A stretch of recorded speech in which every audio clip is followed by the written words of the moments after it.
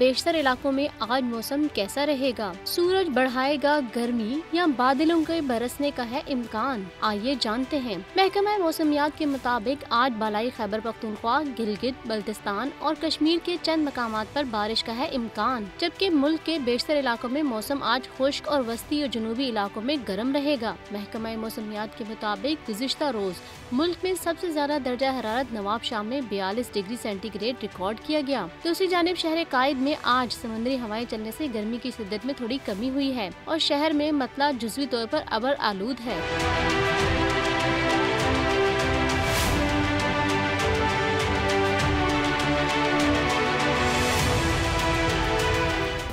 Subscribe करें और bell दबाएं ताकि कोई खबर रह न जाए।